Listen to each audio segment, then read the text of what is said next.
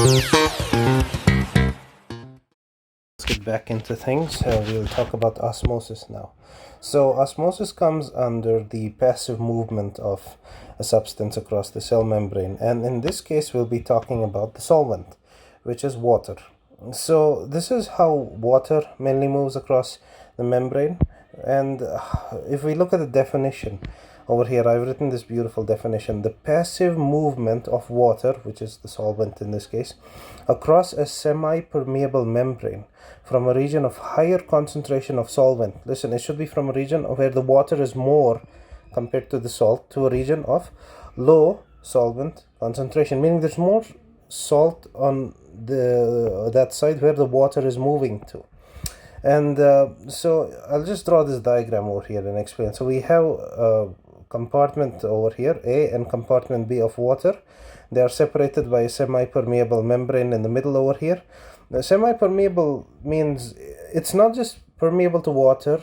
Sometimes some small molecules or certain type of molecules might be able to cross the membrane, but we're not looking at that right now. I just want you to understand the concept that there is a situation where there is a compartment and there is a membrane which is mostly permeable to water. So we call this semi-permeable. So water can move through freely, depending on what force it is subjected to. Now, supposing I put some salt molecules in compartment A over here. Can you see this?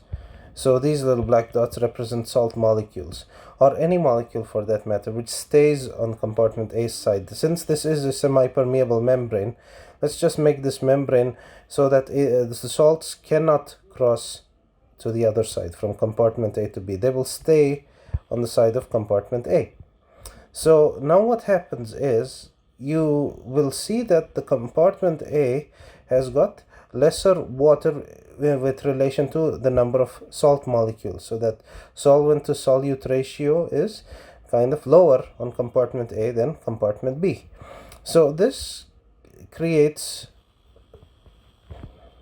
causes the water molecules to move from compartment B into compartment A, because there's plenty of water when you compare it to salt solution in compartment B than in compartment A.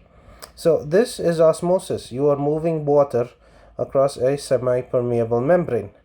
Alright, and that is going to cause the level of water to rise in compartment A than in compartment B over here. So the level of compartment B water is going to fall, while the level of compartment A water is going to rise over here.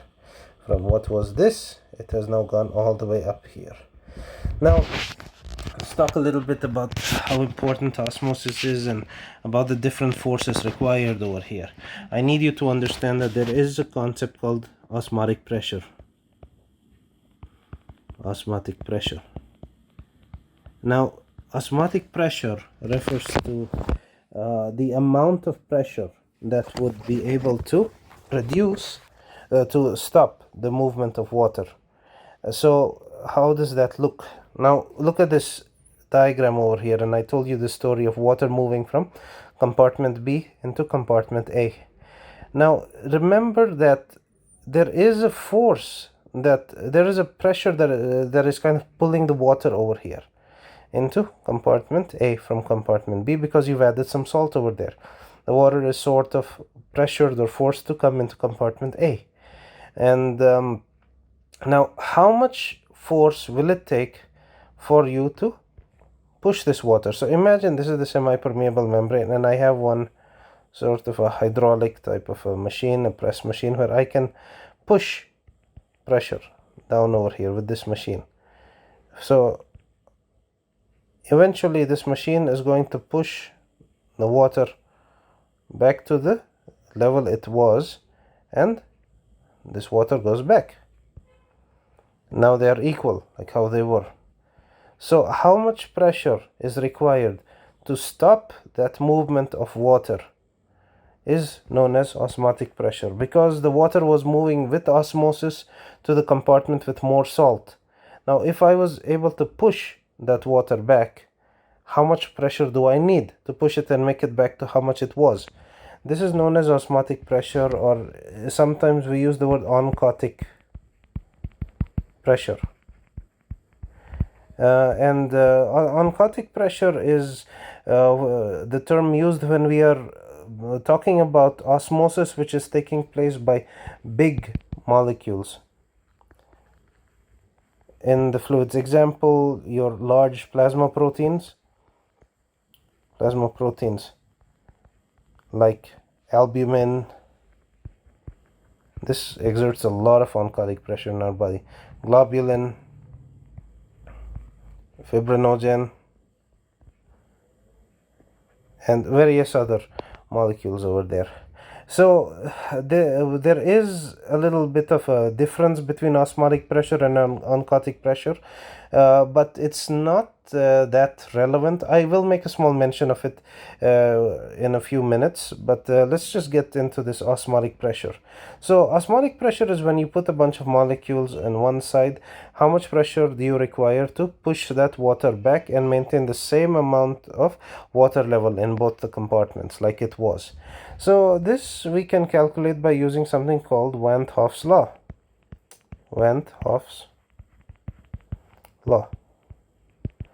What is Van 't Hoff's law? There is a formula that tells you how much pressure there is, and the pressure given as pi, or it can even be p, anything you want, p or pi, is equal to, let's just say it is pi.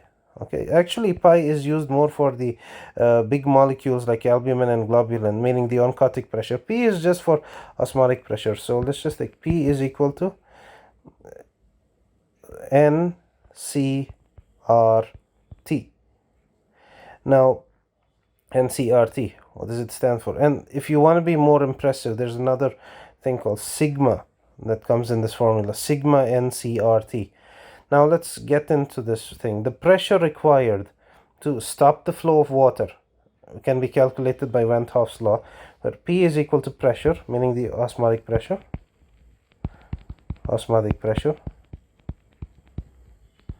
and T is temperature, usually in kelvins. Okay, R is universal gas constant,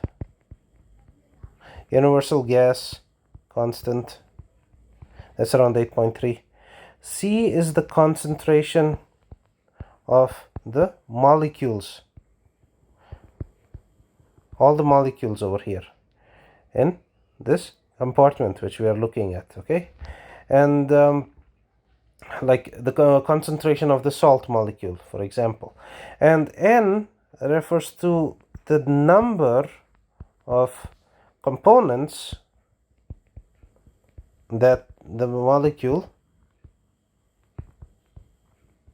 can dissociate into.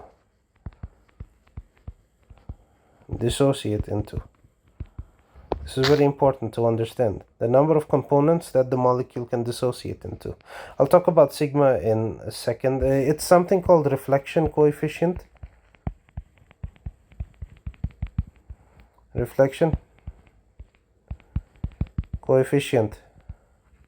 And I'll speak about this in some time.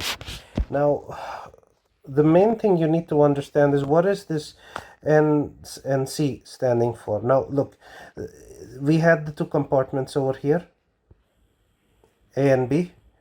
Compartment A, compartment B, they had the same level of fluid. You added some salt molecules. Let's say it's sodium chloride, NaCl. Okay. Now, when you put salt in water, what's going to happen is the salt will will dissociate into sodium ions and chloride ions. Now, each of these is going to exert the same pull on the water. That is to say, osmosis is a colligative property. What does this mean? Colligative property means that it doesn't matter what the charge, size, nature, structure of the molecule is. What matters is the numbers. Each number of atom or molecule is going to exert the same unit of pull over here. So whether it is sodium, whether it is this one, a molecule of ethanol, to a molecule of sucrose, to a molecule of inulin, to a molecule of whatever. One molecule exerts the same. It's like voting. So in a democracy, each vote is supposed to count for one. Whether you are big, small, whether you are 18 or 90 years old or 100 years old, one vote is one vote. That's how it should be usually counted in a democracy. So that's the same thing over here. Osmosis is a colligative property. Numbers rule here. Okay, not the charge, not the structure, not is it fat soluble, water soluble molecule, not the nature of the molecule per se, but only the number of molecules. So the more number of molecules here, the more is the force of the more is the water that will move over there. So the number of molecules is what we call tonicity. And I'll speak about tonicity in a few more minutes. But just understand that more molecules means more tonicity, or that means more concentration means more tonicity, and less concentration or less molecules means less tonicity. It's as simple as that. So now when we look at the tonicity of the molecules over here, the formula over here, C is the concentration of molecules, and N refers to how many molecules that will dissociate